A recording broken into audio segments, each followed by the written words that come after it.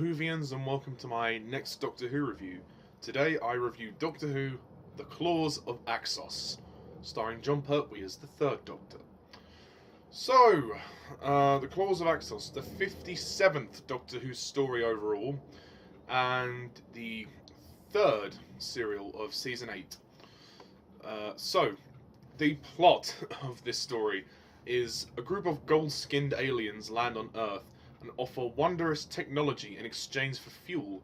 The third Doctor, however, isn't fooled, uncovering the Axon's true nature and once again facing his arch enemy, the Master. So that's kind of it, really. That's the story. So, The Claws of Axos. Yeah, I really enjoyed this one. I thought it was very good. A lot better than the previous story. I know some people had commented on my previous review and were a little surprised that I didn't like that story a lot more, The Mind of Evil. I'm sorry, guys. We can't agree on everything. It is just my opinion, so sorry about that. But you'll be glad to know that I do really enjoy this one. I think it's a fun story. I think that's what it is. It's fun. It's a ton of fun. It's 4 parts, perfect length, moves absolutely fine. The story's fine, it's good, but I think what impresses me most is that this story looks amazing. They've spent a budget quite well on this story. The production design and the aliens look fantastic for what they are. The Axons look great. The claws kind of remind me of pincers, like crabs, like the macra. It almost reminded me of the macra a little bit. But the Axons look pretty cool. Obviously you've got the gold people who are kind of in charge of them. And then you've got these big kind of weird blob monsters.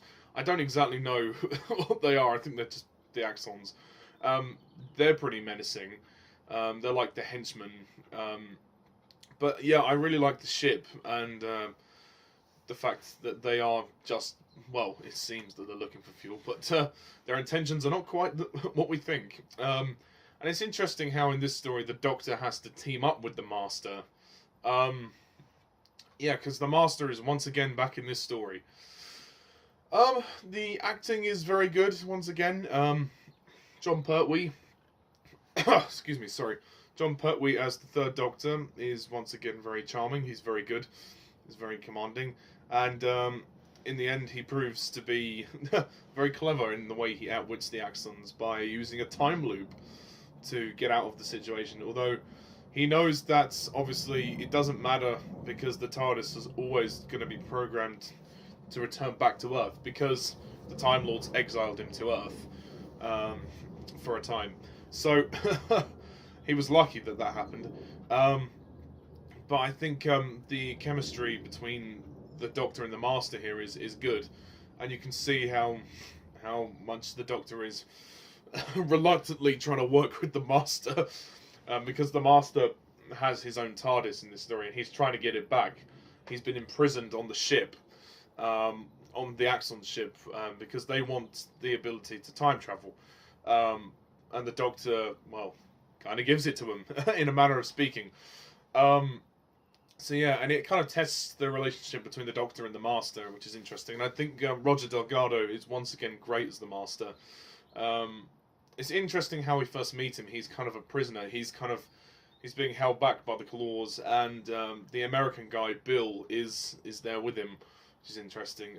Bill's good. I like wait, Bill or Bell? Oh, whatever you call him. Oh, Bill. I thought it was Bill or Bell. Whatever. He's pretty cool. I think Jo Grant is great too. I think she's very good. I think Katy Manning's acting is very good in this story.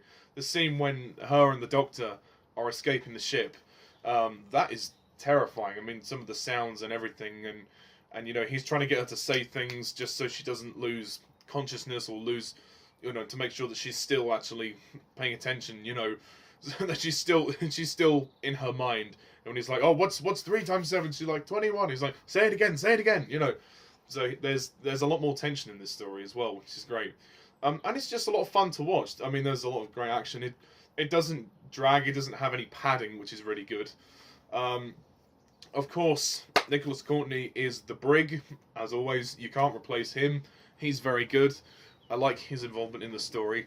And I think you can see in this story how much more loyal he is to the Doctor.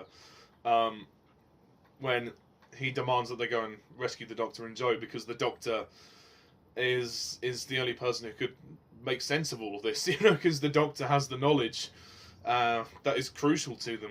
And I think you can see that there is a friendship, there is a trust that is blossoming between Brig and the Doctor, or Brigadier, whatever you want to call him.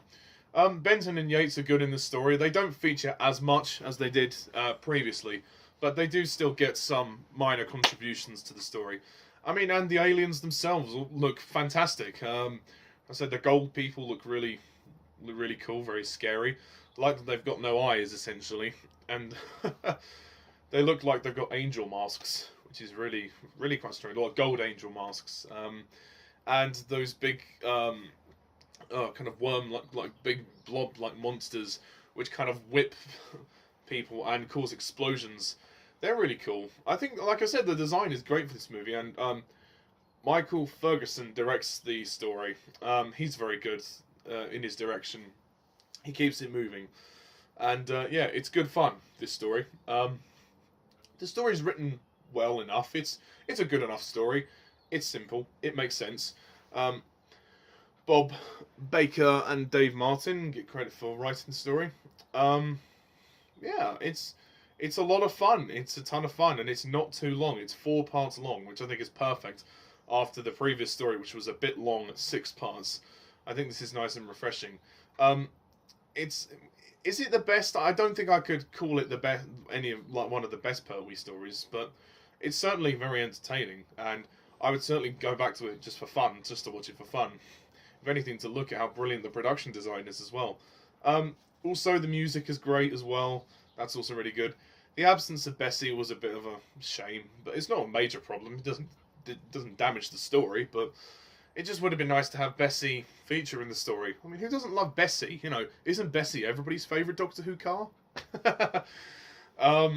So yeah, not really much else to say on this one. I think it's a very good effort, so I'm going to score The Claws of Axos 9 out of 10.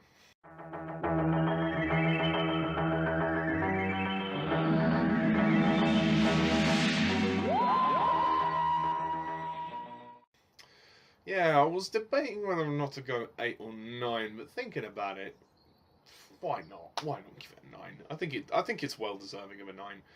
And of course, the Master will be back. He gets to escape, and he will be appearing in the next 2 stories as well, the Colony in Space and the Demons, as he is in the entirety of this season. So yeah, that's pretty much my review of The Claws of Axos. Please stay tuned for the next Doctor Who review, which will be the Colony in Space.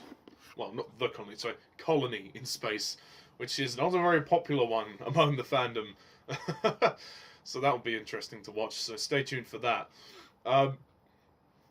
Please leave your comments down below for this story, tell me what you think, and as always, thank you all for watching, and as always, I'm Mr. TARDIS11. See ya.